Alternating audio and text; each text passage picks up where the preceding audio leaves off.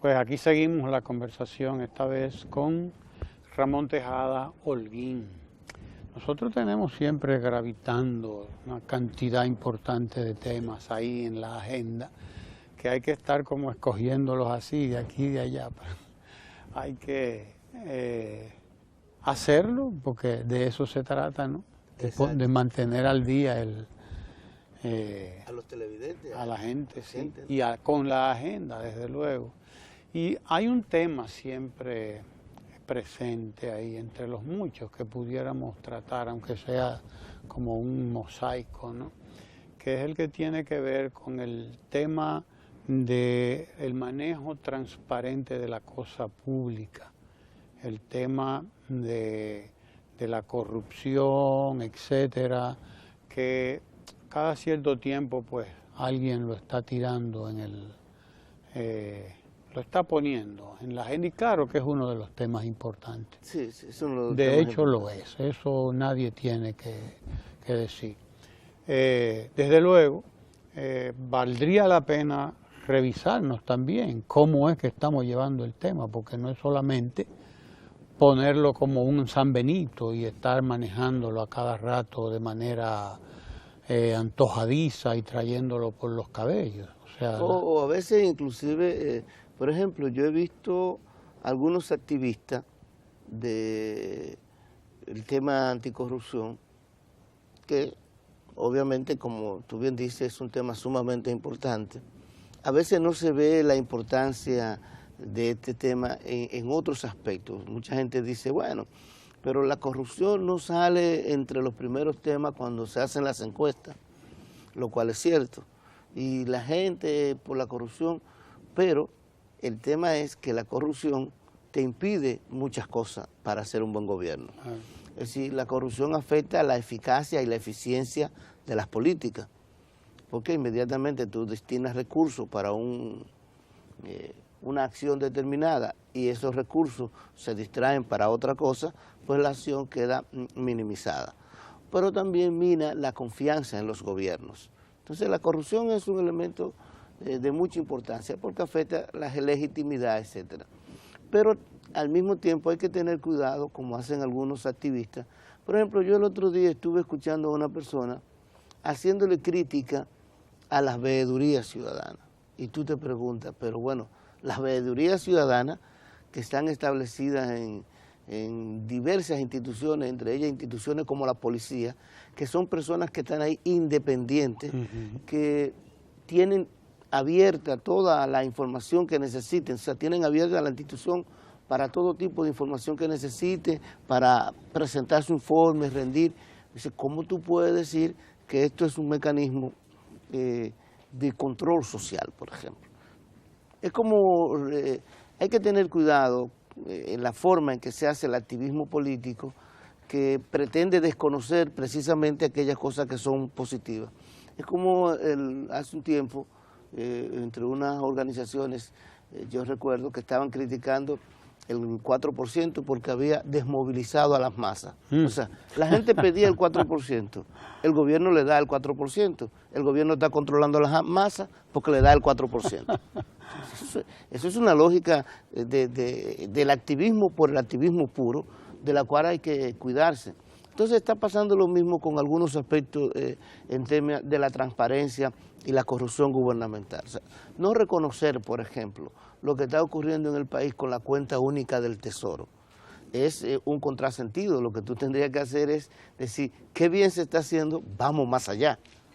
Pero con la cuenta única del Tesoro, los dineros que reciben algunas instituciones tienen que depositarlo a esa cuenta y esa cuenta vuelve y lo da de nuevo a la institución en función de los planes establecidos y en función del presupuesto.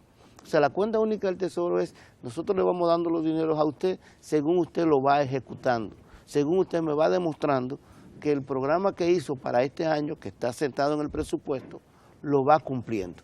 Según lo va cumpliendo, yo le voy renovando su dinero y usted lo va gastando. Y esto permite un ahorro enorme al Estado Dominicano, pero no solamente un ahorro enorme en el sentido de que, bueno, si tú no estás haciendo el programa yo te lo doy, sino en el sentido de la discrecionalidad de las instituciones, porque el papeleo y todo lo que tiene que hacer para justificar el dinero que se le va a depositar en la cuenta es enorme, pero además reduce los gastos de transacción.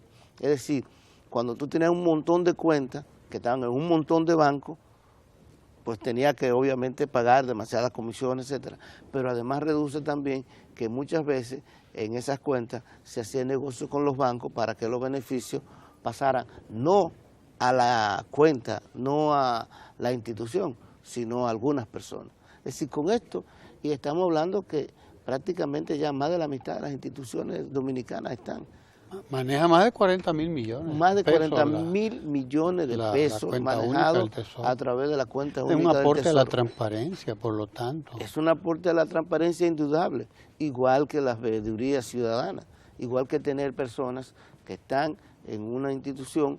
¿Tú te imaginas quién se podía imaginar hace 5, 6, 7 años que en el Estado podía existir una veeduría ciudadana del Ministerio de la Presidencia o del Ministerio de Obras Públicas? ¿O qué te parece que el dinero que se recibe desde los peajes, ese dinero de los peajes controlados por Obras Públicas, ya no va a Obras Públicas?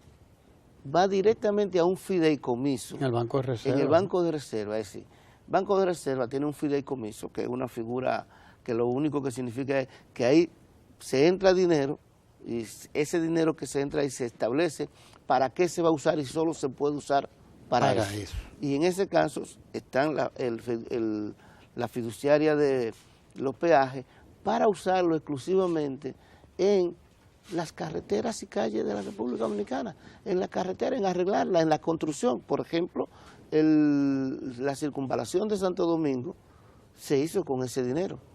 Entonces, eso es transparencia. Acaba de dar Cancillería una información relativa a su nómina. Bueno, Cancillería, por ejemplo, que va muy bien con esto que estamos hablando. 50% de reducción de los trabajadores y una eficientización de la Cancillería, del de planta, del que está aquí, 50%. Pero además de eso anunció que ha estado enviando misiones con personas expertas en asuntos de contabilidad, de auditoría, para hacerle auditoría en las diversas instituciones, en las diversas embajadas y consulados que tenemos. Eso es transparencia. Eso es transparencia. Hay, por lo tanto, un aporte, ¿no?, en lo que se refiere al manejo transparente de los asuntos y de los fondos del Estado. Algo que fue un compromiso del presidente, ¿no?, que en campaña decía que se comprometía a ser un gobierno ético y moral. Claro. Cosa a la que no se comprometían mucho los presidentes, y si se comprometían como que se les olvidaba, ¿no? No, y lo importante es que en un balance que puedas hacer a lo que va estos 2 años y algo, casi 3 años de gobierno, cualquier balance que haga no puedes negar los hechos concretos que hay en términos de transparencia. Mira, hay cosas que se están viendo ya, que yo creo que la gente lo está viendo como normal y ya ni lo recuerda, pero aquí se recuerdan cómo se hacían las asignaciones de determinadas obras, en obras públicas, en OISOE y en educación, por ejemplo, y cómo se están asignando las obras para construir las aulas, para construir la cocina de las escuelas. ¿Es por concurso? Es por sorteo, perdón. Un sorteo que se hace donde participan todos los... Abierto, además. Y hay personas que han ganado. ¿Cuál es la ventaja del sorteo? Para que la gente entienda también algo. Lo que ocurre es que cuando uno construye, si tú te pones a construir y aceptar solamente que sea por currículum, por demostrar la capacidad, te ganan unos cuantos. Te ganan siempre las mismas empresas grandes que tienen más recursos, que tienen una serie de cosas, y los jóvenes ingenieros, las pequeñas empresas tienen más dificultades para poder acceder a esto. Con este mecanismo se ha estimulado la profesión de la ingeniería, pero además de eso, imagínate, otra de las reglas que se establecen ahí es que se construya con materiales y personal del mismo lugar donde se está haciendo. Sea una escuela, la cocina de una escuela, etcétera. Eso estimula obviamente, la zona en donde se está construyendo esta escuela. Estimula en términos de trabajo, estimula en términos de las ventas, de lo que llaman los trabajos indirectos, la gente que le vende la comida a los trabajadores, que los trabajadores sean de ahí mismo, etcétera, etcétera. Eso es transparencia. No sé qué te parece a ti, pero a mí me parece también que una de las mejores muestras incluso de esto mismo, de transparencia, de manejo eficiente de los recursos del pueblo, que son los recursos que maneja el Estado, lo es el hecho de que en este periodo que tiene el presidente Danilo Medina no ha habido más reforma fiscal, no ha habido aumentos de los impuestos, las recaudaciones son prácticamente las mismas, prácticamente el presupuesto en cuanto ha variado muy poco del presupuesto que él recibió ahí prácticamente. Sí, sí, ha habido, y sin embargo, el ingreso, exacto, y sin embargo, con el mismo ingreso, hay que ver la cantidad de cosas que se está llevando a cabo y las que ya se han realizado, empezando por más de 10.000 aulas nuevas. Sí, más de Estamos hablando mucho más de 10.000 aulas nuevas, ya vamos rumbo a las 11.000 aulas nuevas. La inclusión de la tanda extendida creo que alrededor del 40% ya. Claro, casi 1 millón de estudiantes. 1 millón de estudiantes en tanda extendida. Que están recibiendo desayuno y almuerzo, pero además de eso, más horas de clase y más horas de capacitación. Pero no olvidemos el aumento sustancial que se hizo a los profesores. Sí, sí, en algunos casos hasta el 80%. En algunos casos, pero en promedio alrededor del 50%. Sí. Nunca ningún gobierno había hecho un aumento tan enorme a los profesores, a un nivel tal que yo sé que mucha gente dice, bueno, pero los profesores merecen más. Totalmente de acuerdo. Pero hay que ver de dónde viene y cuáles son los recursos limitados que tiene el Estado. Y sin embargo, fíjate cómo muchos colegios privados han establecido unas quejas que quieren financiamiento porque muchos de sus profesores se están yendo al sector público porque está siendo más competitivo. O como ha pasado en algunas escuelas, por ejemplo, en el distrito, en Santiago, que simplemente no tuvieron cupo para todos los estudiantes y hubo bastantes quejas porque la gente está moviendo a sus estudiantes del sector privado al sector público porque están viendo la mejoría del sector público. Que ahí es lamentable porque ahí es donde precisamente a veces algunos activistas y personas del mundo político no reconocen esto. Y la crítica que hacen, lo que hace es revertirse realmente contra ellos. A mí me parece que si hay algo que deberían hacer los grupos políticos que terciarán en las próximas elecciones, es no tocar algunos aspectos. Y tocarlo solamente para decir, nosotros vamos a profundizar esto. Claro. Como es el caso de lo que está ocurriendo en la educación. Bueno, hay unas críticas que realiza Ángel, pero que si tú te pones a ver, es tratando de que se vaya más allá, lo cual está muy bien. O sea, que debían decir, eso está bien, pero yo lo voy a hacer mejor. Exacto, y así es como yo creo que... No dije que todo está mal. Eso sería la mejor contribución que se haría, inclusive al adesentamiento de la política, porque sería un reconocer las cosas como se están haciendo y un prometerse a ir más allá. Ir más allá. Y no hacer como hay algunos sectores que realmente ese es el temor que tienen, de que como hay crítica a estos aspectos, que es donde se están trabajando, que al venir estos sectores se pierdan esos avances que se han logrado. Exacto. Entonces yo creo que deberíamos hacer un pacto nacional para defender unas cuantas acciones que son vitales para la sociedad dominicana y para su desarrollo.